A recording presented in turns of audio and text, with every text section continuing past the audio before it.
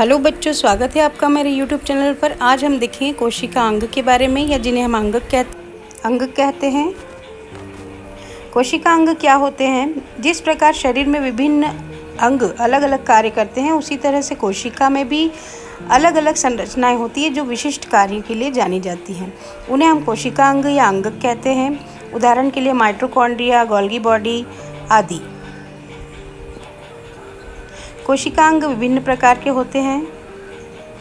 Mitochondria, इसकी खोज Altman ने 1900 में की थी और इसे कोशिका का ऊर्जागृह भी कहा जाता है।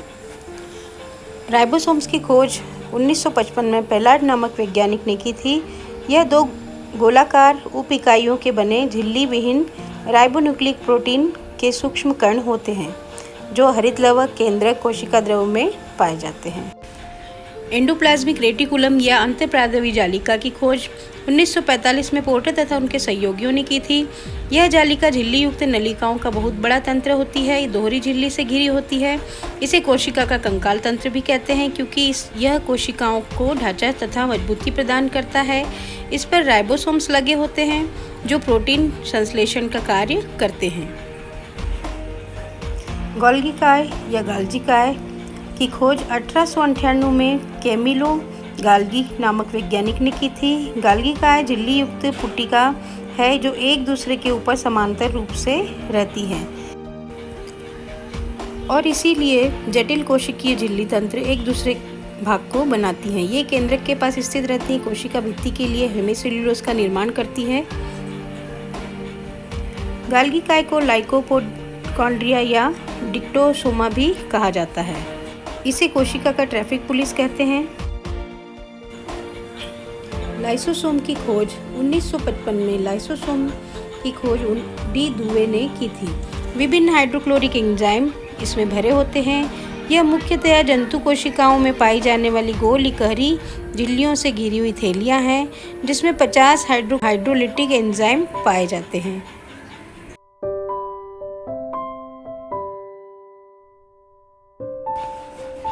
जो लगभग 5 pH पर कार्य करते हैं। यह कोशिका का अपशिष्ट निपटाने वाला तंत्र है। लाइसोसोम में उपस्थित पाचनकारी एंजाइम कार्बनिक पदार्थ को तोड़ देता है।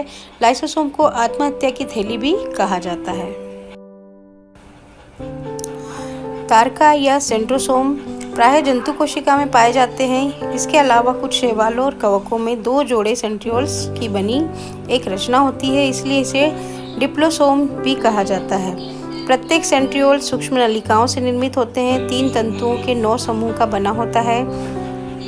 2 जोड़े सेंट्रियोल्स स्टोस्फीयर से घिरे होते हैं। इसे संपूर्ण रचना को सेंट्रोसोम कहते हैं। सेंट्रोसोम कोशिका विभाजन के समय बहुत महत्वपूर्ण भूमिका निभाते हैं। 2 जोड़ सेंट्रियोल्स में विभाजित हो जाता है। 2 विपरीत ध्रुवों पर चले जाते हैं।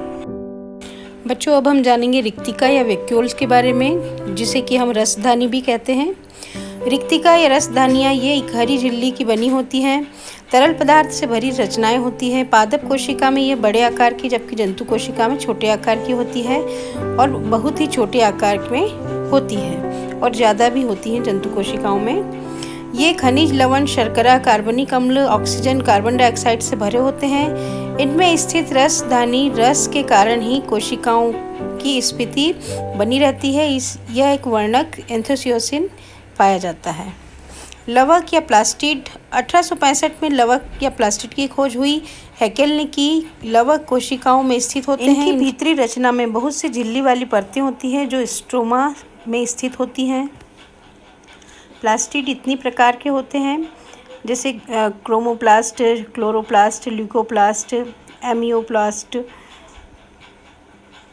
आदि। इस तरह से हम इसका सिनॉप्सिस बना कर दे सकते हैं प्लास्टिड के लिए, जिसके कि इसमें यहाँ पर लिखा हुआ है कौन कौन से कलर होते हैं। ये गोलाकार, चपटे आकार की रंगीन अथवा रंगहीन होती हैं। लवक केवल पादप कोशिकाओं में स्थित होते हैं। लवक पुष्पों और फलों को आकर्षक रंग देते हैं। कोशिकीय केंद्रक कोशिका द्रव में स्थित यह संरचना है जो द्युद्रव की क्रियाओं को संचालित करता है, अर्थात कोशिका का नियंत्रण करता है। इसे केंद्रक कहते हैं। केंद्रक कोशिका की सर्वाधिक महत्वपूर्ण भाग है जो कोशिका के प्रबंधक के रूप में महत्वपूर्ण भूमिका निभाता है। केंद्रक में कोशिका के वंशानुगत जानकारी होती है और कोशिका के विकास और प्रजनन को नियंत्रित करती है। यह यूकेरियोटिक सेल का कमांड सेंटर होता है और आमतौर पर यह एक कोशिका अंग है जो सबसे महत्वपूर्ण संगठन है। Thank you for watching. Video पसंद आए तो चैनल को लाइक और सब्सक्राइब जरूर करें, साथ ही अपने फ्रेंड्स के साथ शेयर करें।